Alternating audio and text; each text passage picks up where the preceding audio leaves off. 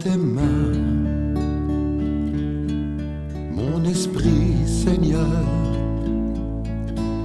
jusqu'à demain, je dormirai.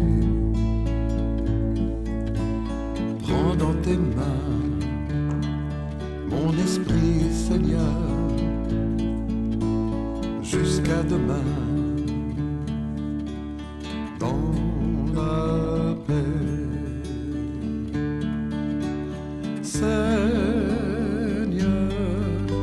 écoute, vers toi j'appelle. Prends dans tes mains mon esprit Seigneur, jusqu'à demain je dormirai. Prends dans tes mains mon esprit Seigneur, jusqu'à demain, dans la paix. Tu es ma force dans la détresse.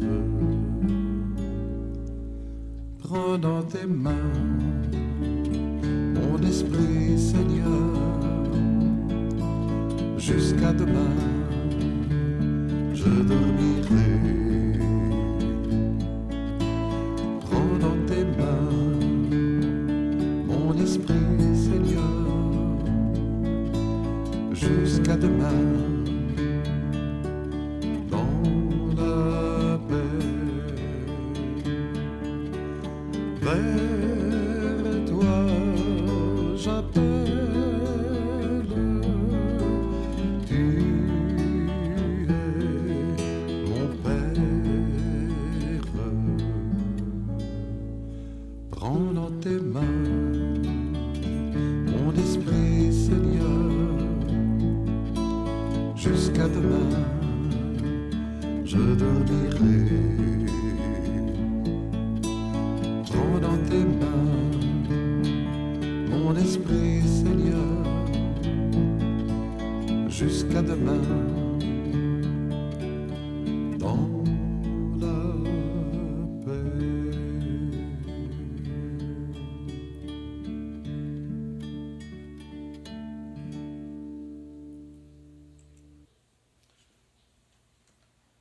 De l'Évangile selon saint Marc. Et comme Pilate reprenait, « Que ferai-je donc de celui que vous appelez le roi des Juifs ?» Ils crièrent à nouveau, « Crucifiez-le !» Pilate, voulant contenter la foule, relâcha Barabbas et, après avoir fait flageller Jésus, il le livra pour qu'il soit crucifié. Devant Pilate, détenteur du pouvoir, Jésus aurait pu obtenir justice. En effet, Pilate avait le pouvoir de reconnaître l'innocence de Jésus et de le libérer. Mais le gouverneur romain préféra servir la logique de ses intérêts personnels et il se plia aux pressions politiques et sociales. Il condamna un innocent pour plaire à la foule, sans satisfaire la vérité. Il livra Jésus au supplice de la croix, tout en le sachant innocent, avant de s'en laver les mains. Dans notre monde contemporain, nombreux sont les Pilates qui tiennent entre leurs mains les leviers du pouvoir et en font usage au service des plus forts. Nombreux sont ceux qui, faibles et lâches devant ces courants de pouvoir, engagent leur autorité au service de l'injustice et piétinent la dignité de l'homme et de son droit à la vie. Seigneur Jésus, ne permets pas que nous soyons au nombre des injustes. Ne permets pas que les forts se complaisent dans le mal, dans l'injustice et dans le despotisme. Ne permets pas que l'injustice conduise les innocents au désespoir et à la mort. Confirme-les dans l'espérance et éclaire la conscience de ceux qui ont autorité en ce monde, afin qu'ils gouvernent dans la justice. Amen.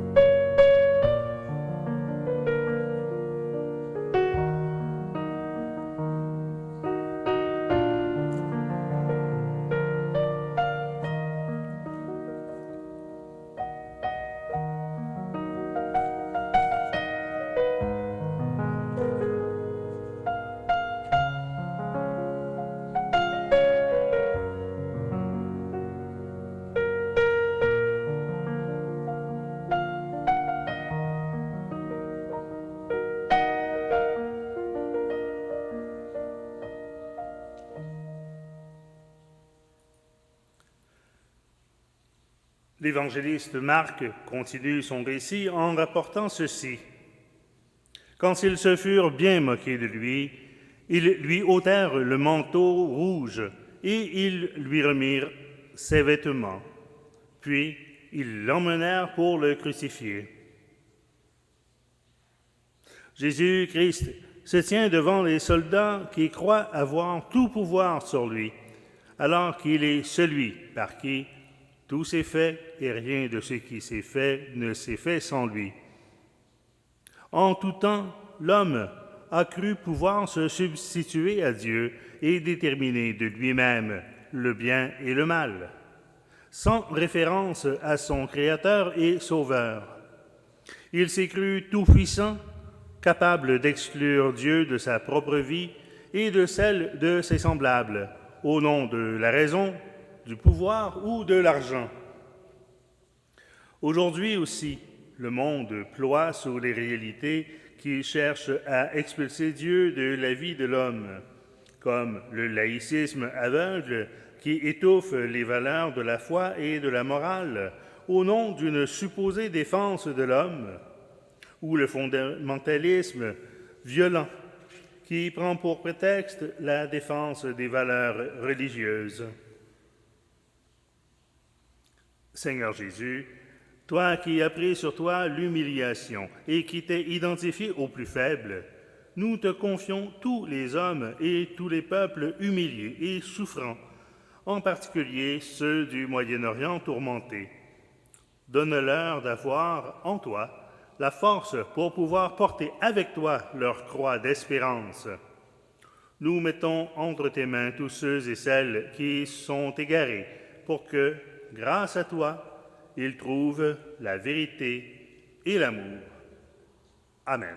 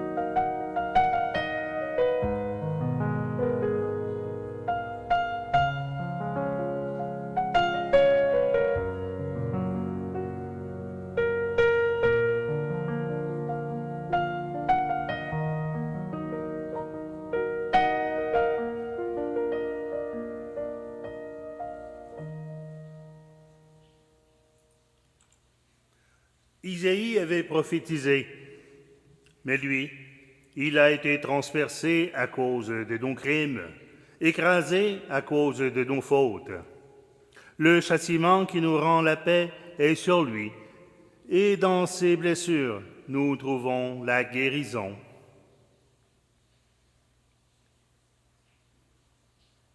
Et voici que celui qui tient les luminaires du ciel dans sa main divine et devant qui tremblent les puissances des cieux, il est tombé à terre, sans se protéger, sous le joug pesant de la croix.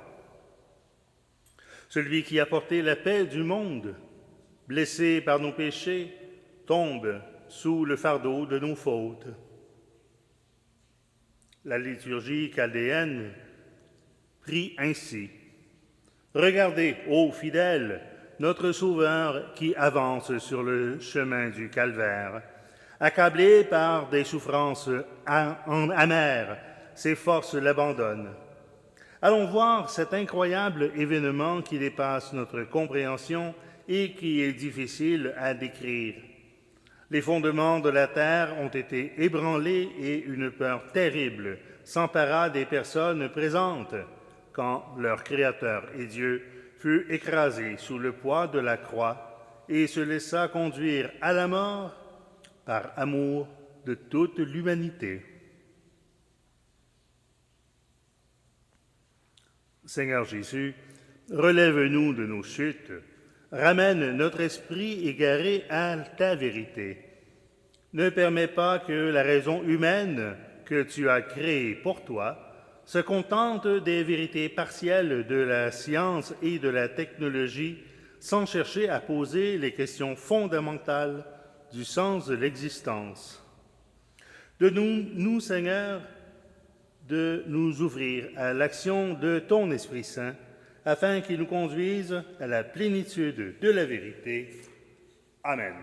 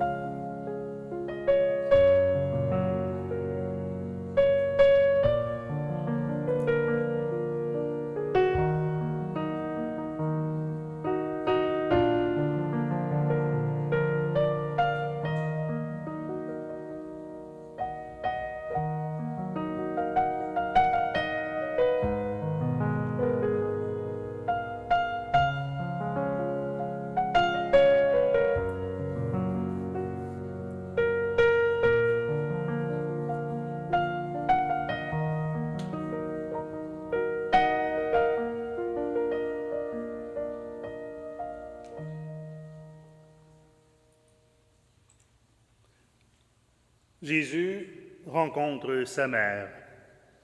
Et l'évangéliste Luc avait écrit qu'il y a une trentaine d'années, Siméon les bénit, puis il dit à Marie, sa mère, « Vois, ton fils qui est là provoquera la chute et le relèvement de beaucoup en Israël. Il sera un signe de division, et toi-même, ton cœur sera transpercé par une épée. Ainsi seront dévoilées les pensées secrètes d'un grand nombre. » Sa mère, elle, gardait dans son cœur tous ces événements.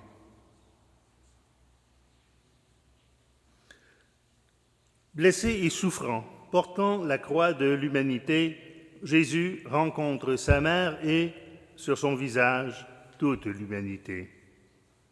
Marie, mère de Dieu, a été la première disciple du Maître. Accueillant la parole de l'ange, elle a rencontré pour la première fois le Verbe incarné et elle est devenue temple du Dieu vivant. Elle l'a rencontré sans comprendre comment le Créateur du ciel et de la terre a voulu choisir une jeune fille, une créature si fragile, pour s'incarner dans ce monde. Elle l'a rencontré dans une recherche constante de son visage, dans le silence du cœur et dans la méditation de la parole. Elle croyait que c'était à elle de le chercher, mais en vérité, C'était lui qui la cherchait. Maintenant, alors qu'il porte la croix, il la rencontre. Jésus souffre de voir sa mère souffrir, et Marie de voir son fils souffrir. Mais de cette souffrance commune naît une humanité nouvelle. Shalom, paix à toi. Nous te supplions, ô Sainte pleine de gloire, Vierge pour toujours, Mère de Dieu, Mère du Christ. Fais monter notre prière en présence de ton Fils bien-aimé pour qu'il pardonne nos péchés.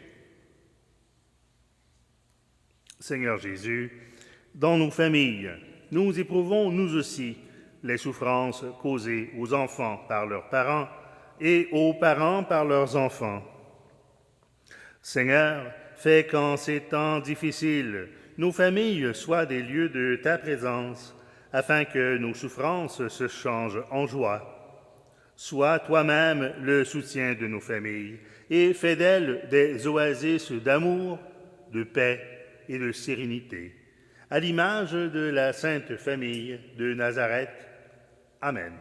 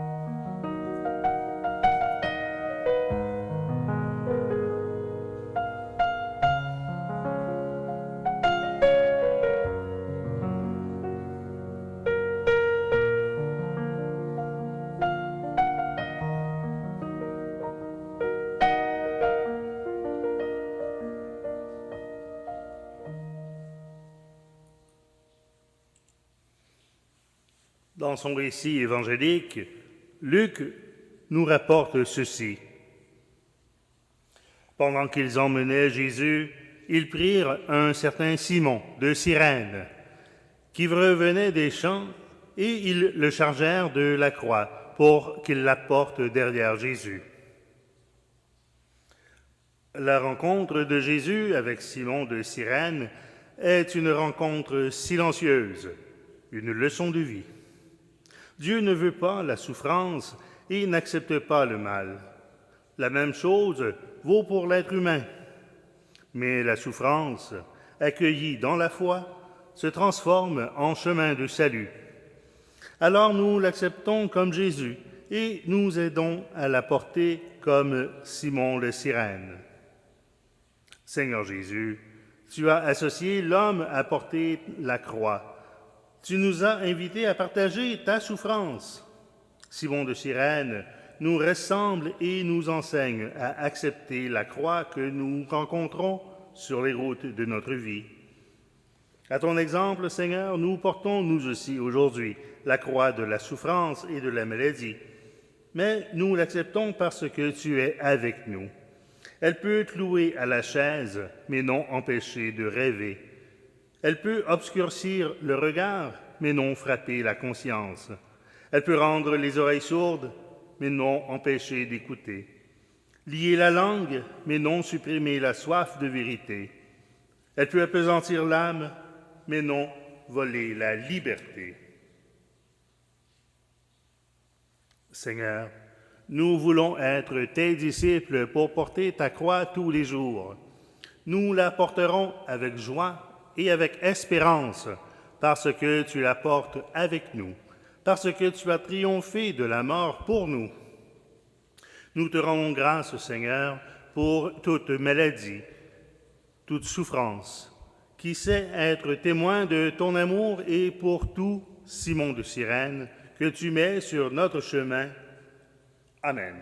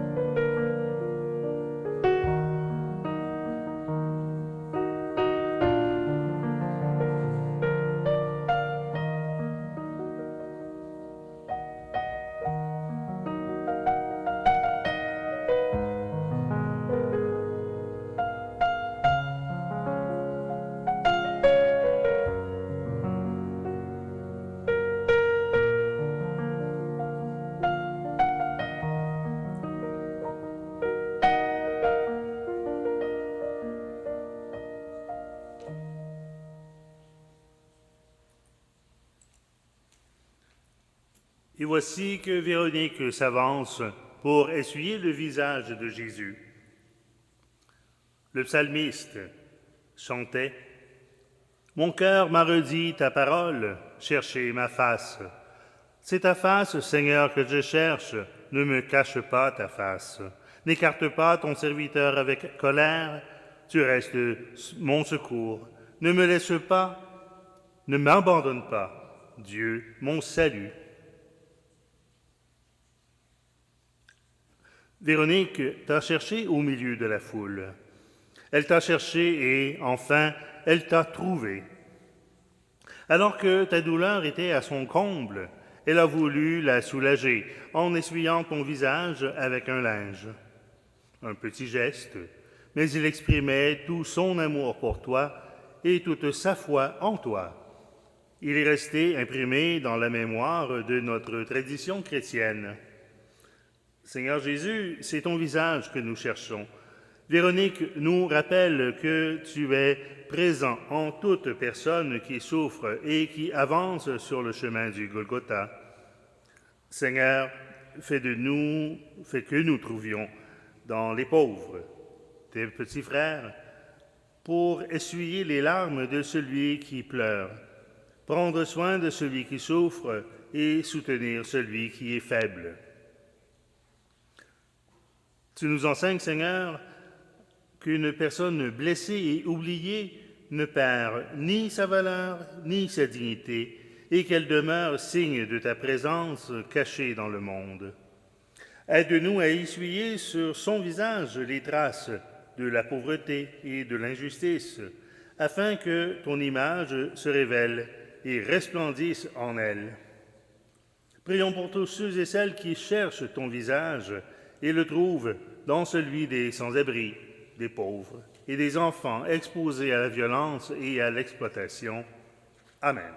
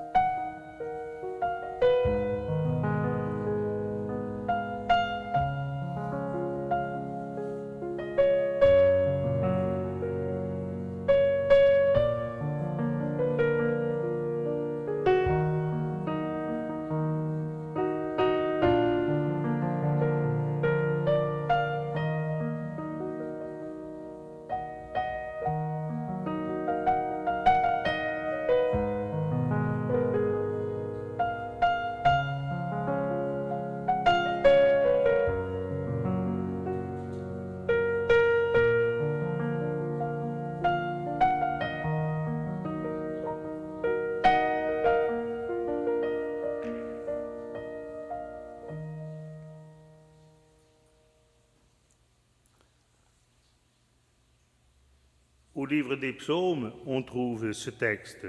« Tous ceux qui me voient me bafouent, ils ricanent et hochent la tête. Ne sois pas loin, l'angoisse est proche. Je n'ai personne pour m'aider. » Jésus est seul sous le poids intérieur et extérieur de la croix. C'est la deuxième chute. Quand le poids du mal se fait trop grand et qu'il semble qu'il n'y a plus de limite à l'injustice et à la violence. Mais il se relève une autre fois, fort de la confiance infinie qu'il a en son Père, face aux hommes qui l'abandonnent à son sort. La force de l'Esprit le relève, l'unit entièrement à la volonté du Père, celle de l'amour qui peut tout. Seigneur Jésus, dans la deuxième chute, nous reconnaissons tant de nos situations qui semblent sans issue. Parmi elles, celles qui viennent des préjugés et de la haine, qui poussent nos cœurs et conduisent aux conflits religieux. Éclaire nos consciences afin qu'elles reconnaissent, malgré les divergences humaines et religieuses, qu'un rayon de vérité illumine tous les hommes, appelés à cheminer ensemble dans le respect de la liberté religieuse, vers la vérité qui est en Dieu seul. Ainsi, les diverses religions pourront se mettre ensemble au service du bien commun et contribuer à l'épanouissement de chaque personne et à la construction de la société meilleure. Viens, Esprit Saint, consoler et fortifier les chrétiens, en particulier ceux du Moyen-Orient, afin qu'unis au Christ, ils soient, sur une terre déchirée par l'injustice et par les conflits, des témoins de son amour universel. Amen.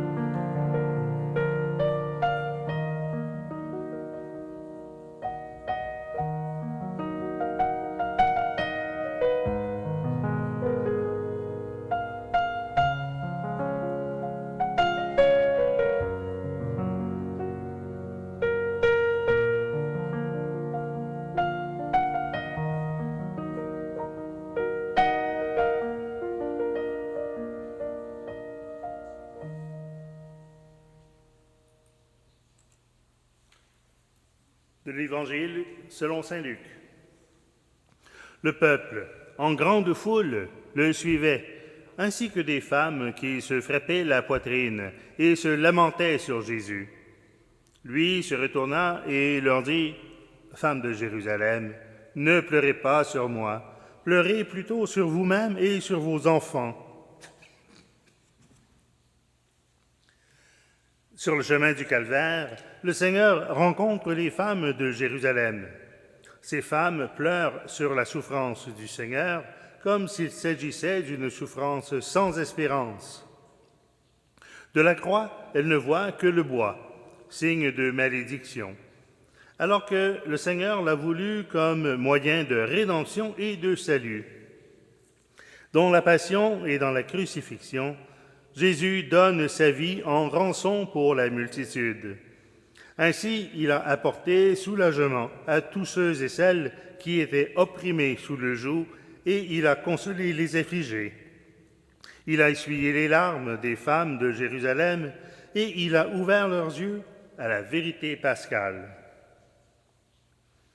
Notre monde est plein de mères affligées, de femmes blessées dans leur dignité, violentées par les discriminations, par l'injustice et par la souffrance. Ô Christ souffrant, sois leur paix et le baume de leurs blessures. Seigneur Jésus, par ton incarnation de Marie, bénie entre toutes les femmes, tu as élevé la dignité de toute femme. Par l'incarnation, tu as unifié le genre humain. Seigneur, que la rencontre avec toi soit le désir de nos cœurs, que notre parcours rempli de souffrances soit toujours un parcours d'espérance, avec toi et vers toi, qui est le refuge de notre vie et notre salut. Amen.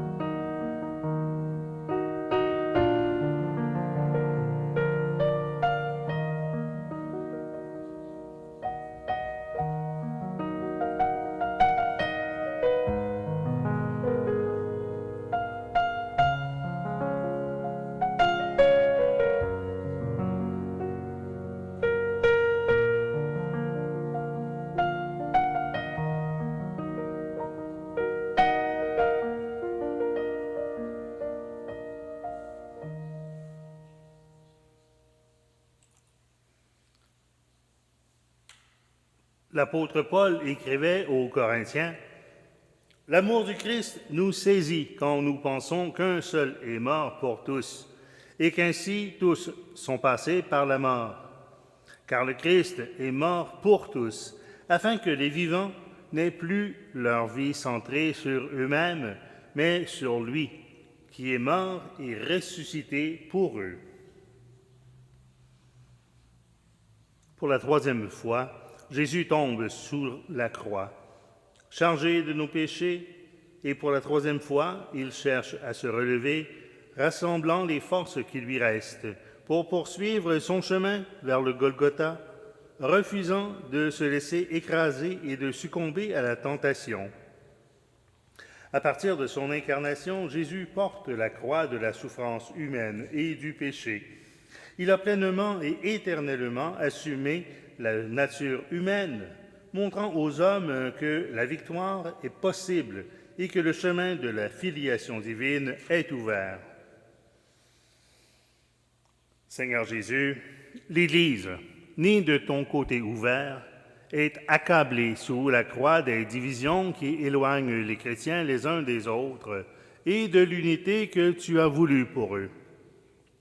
Il dévie de ton désir que tous soient un, comme le Père avec toi. Cette croix pèse de tout son poids sur leur vie et sur leur témoignage commun. Accorde-nous, Seigneur, la sagesse et l'humilité pour nous relever et avancer sur le chemin de l'unité, dans la vérité et dans l'amour, sans succomber à la tentation de recourir aux seuls critères des intérêts personnels ou sectaires, devant les divisions auxquelles nous nous heurtons. Donne-nous de renoncer à la mentalité de division pour que ne soit pas réduite à néant la croix du Christ. Amen.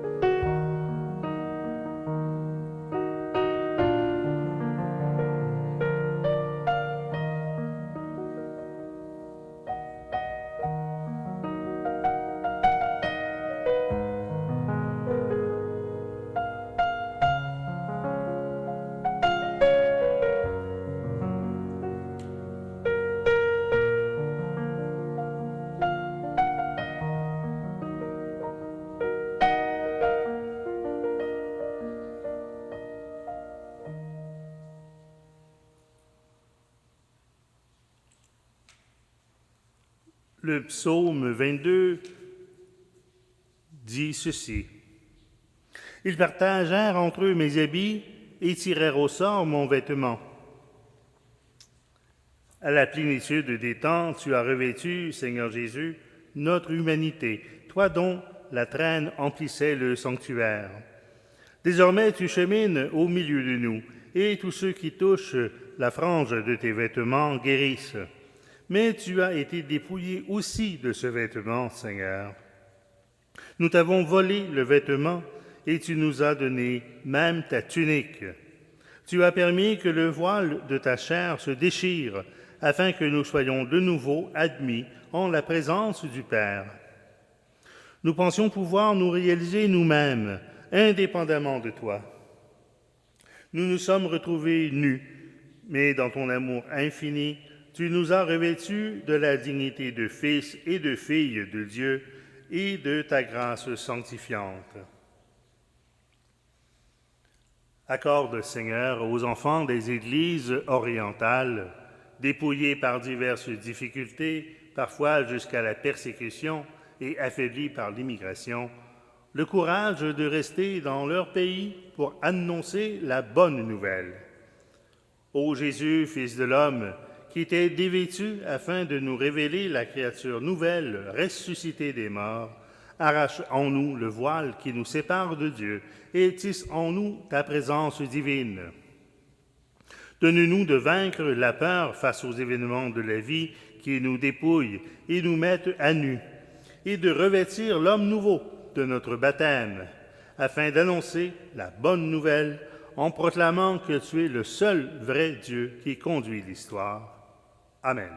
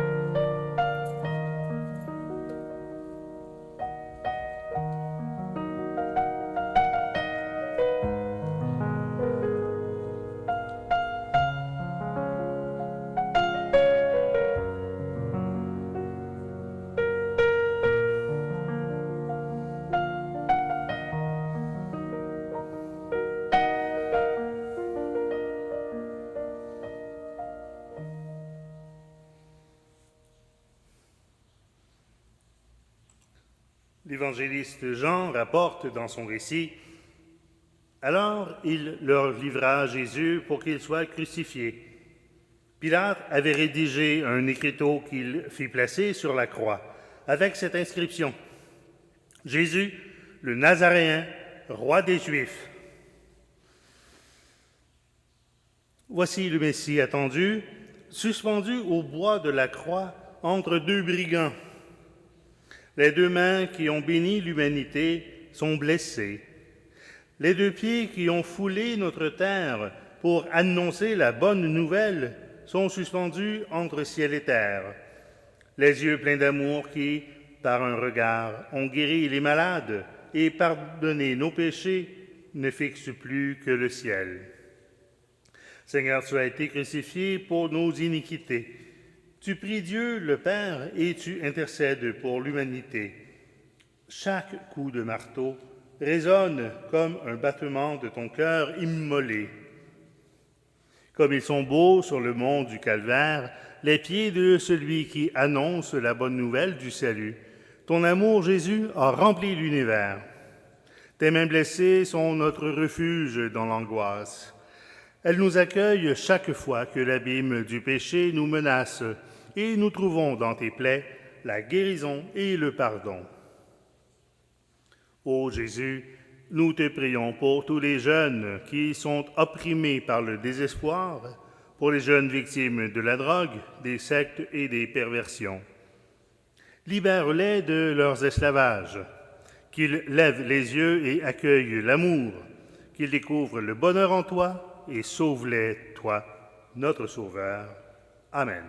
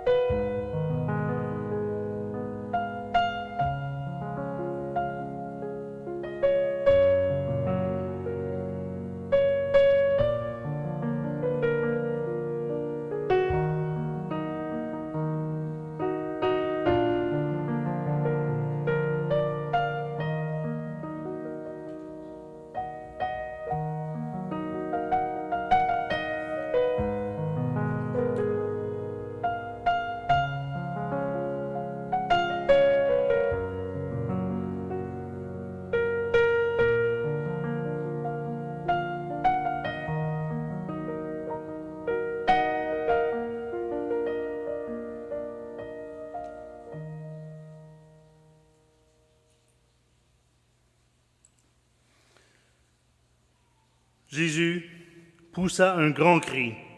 « Père, entre tes mains, je remets mon esprit. » Et après avoir dit cela, il expira.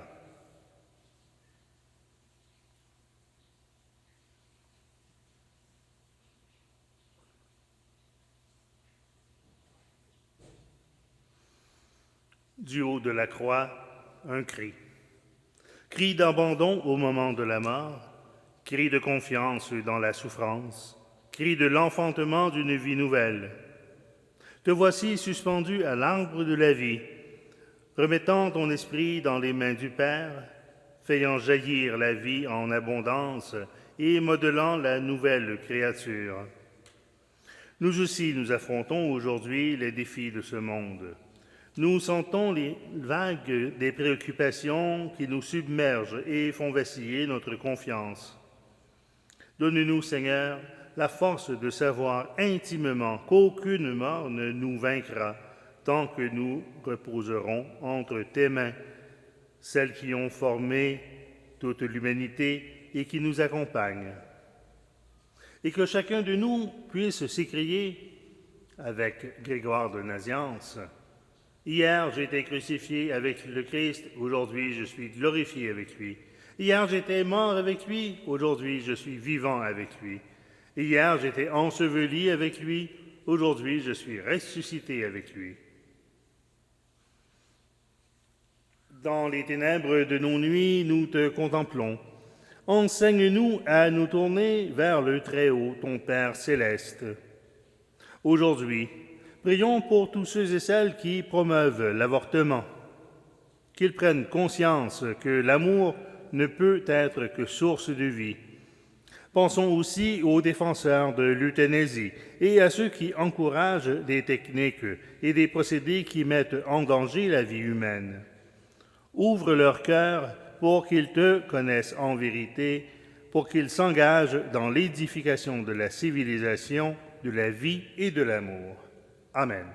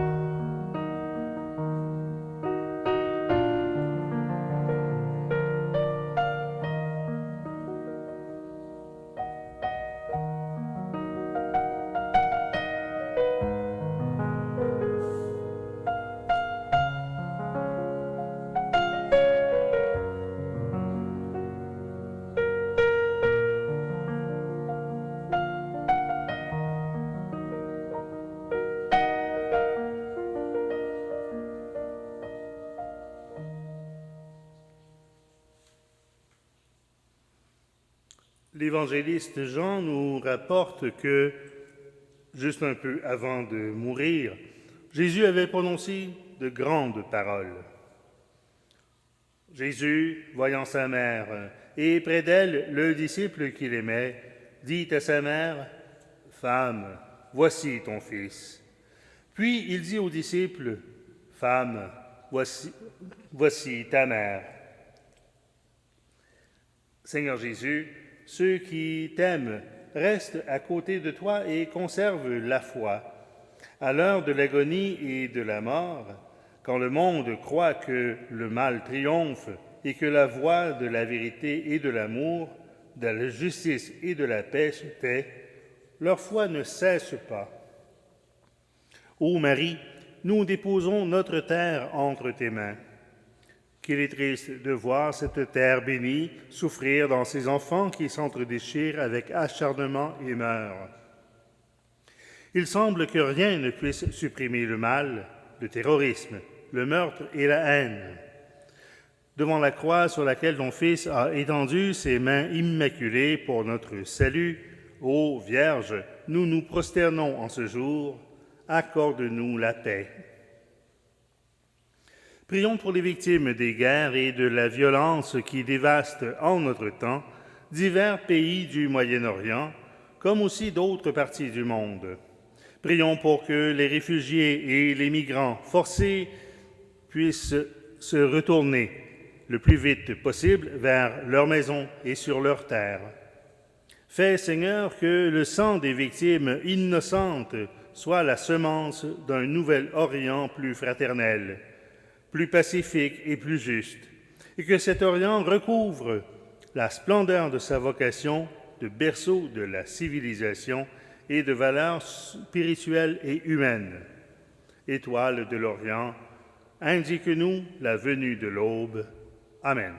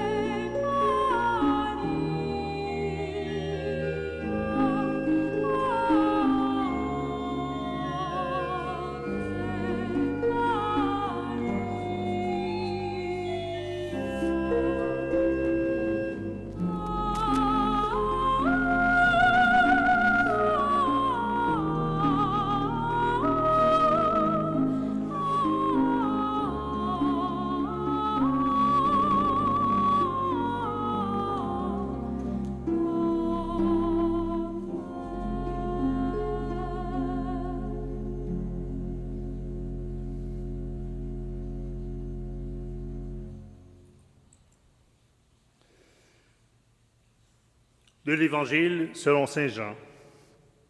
Nicodème, celui qui la première fois était venu trouver Jésus pendant la nuit, vint lui aussi, il apportait un mélange de myrrhe et d'aloès pesant environ 100 livres. Ils prirent le corps de Jésus et ils l'enveloppèrent d'un linceul, en employant les aromates selon la manière juive d'ensevelir les morts. Nicodème reçoit le corps du Christ et il en prend soin et le dépose dans un sépulcre, dans un jardin qui rappelle celui de la création. Jésus se laisse ensevelir comme il s'est laissé crucifier dans le même abandon, entièrement remis entre les mains des hommes et parfaitement uni à eux jusqu'au sommeil sous la pierre de la tombe. Accepter les difficultés, les événements douloureux, la mort, exige une espérance solide, une foi vivante. La pierre mise à l'entrée de la tombe sera renversée et une nouvelle vie en surgira. En effet, par le baptême dans sa mort, nous avons été mis au tombeau avec lui. C'est pour que nous mourions à une vie ancienne et que nous menions une vie nouvelle, nous aussi, de même que le Christ, par la toute-puissance du Père, est ressuscité d'entre les morts. Nous avons reçu la liberté des enfants de Dieu pour ne pas retourner à l'esclavage. La vie nous a été donnée en abondance pour ne plus nous contenter d'une vie privée de beauté et de signification. Seigneur Jésus, fais de nous des enfants de la lumière qui ne craignent pas les ténèbres. Nous te prions aujourd'hui pour tous ceux qui cherchent le sens de la vie et pour ceux qui ont perdu l'espérance, afin qu'ils croient en ta victoire sur le péché et sur la mort. Amen.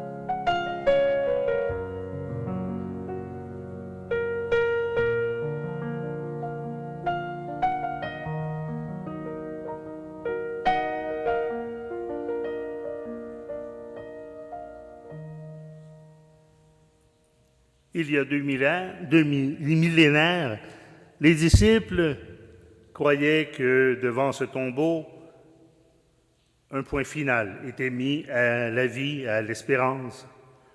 Mais nous, chrétiens des années 2000, nous savons que déjà brillent derrière cette grosse pierre les lueurs de la Pâque nouvelle.